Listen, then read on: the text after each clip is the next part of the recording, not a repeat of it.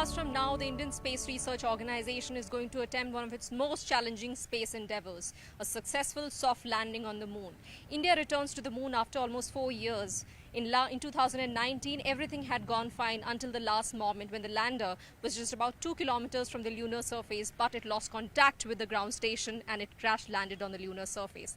This time, however, ISRO has come out with a series of ground test simulations, and that is why it is extremely confident that no matter what happens, the lander of Chandrayaan 3 will successfully land on the moon. Only 3 countries in the world have achieved this feat so far: the Soviet Union, which was the first country in the world, followed by the United States of America and China. Japan and Israel also attempted it but could not succeed. So why is a moon landing so difficult, and what is going to be the most challenging aspect when the power descent begins at about 5:45 p.m. this evening? So currently the lander module is circling the moon in an elliptical orbit which is about 100 to 25 kilometers. Now, precisely at the point when it's going to be the shortest distance from the lunar surface, which is exactly 25 kilometers, ISRO is going to start the power descent. Now, the most crucial part of this mission is that the horizontal movement will have to be changed to a vertical movement. The lander module would begin moving horizontally at about 5:45 p.m. and then it's going to switch to a vertical movement. Now, ISRO chairman Mr. S. Somnath has conveyed that this is the most challenging part of the mission, and precise mathematical calculations have to be done, and this entire process is going to be entirely automated, and the command would be given hours before it actually begins at 5:45 p.m. The speed of this lander at an altitude of about 25 kilometers is going to be 1.68 kilometer per second, and will be gradually lowered down.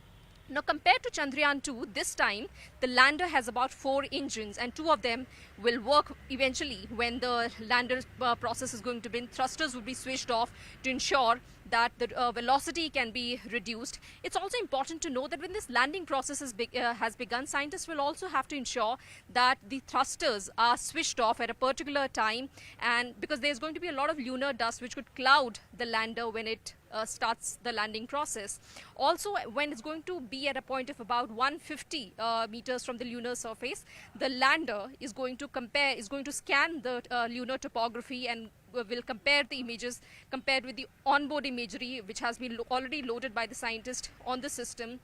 Compared to Chandrayaan 2, when we had selected the landing site based on the images which were captured by missions from different countries, this time ISRO has earmarked the landing site based on the images which were captured by the Chandrayaan 2 orbiter, which makes us more confident.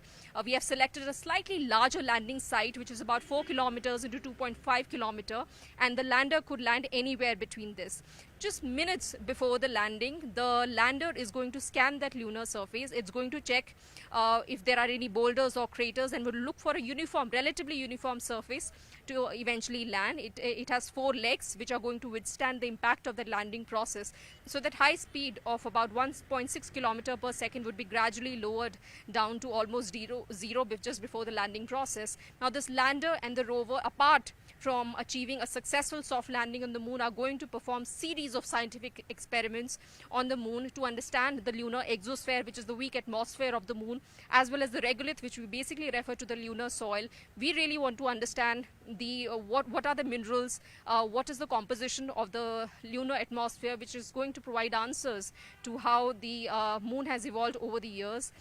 There is no air on the moon, and that is why it has preserved the history, and scientists hope that it could provide answers to the origin of the universe. So it is going to be a big mission, and what another remarkable achievement of ISRO is that the entire mission has been executed with a very limited budget compared to what other countries do, and the scientists have led this hard work for years, which we hope will fructify today in the evening when the power descent phase, and India becomes only the 4th country in the world to achieve this feat. But what is most remarkable is that India is going to land on the south pole of the moon and will be the first country to achieve that feat.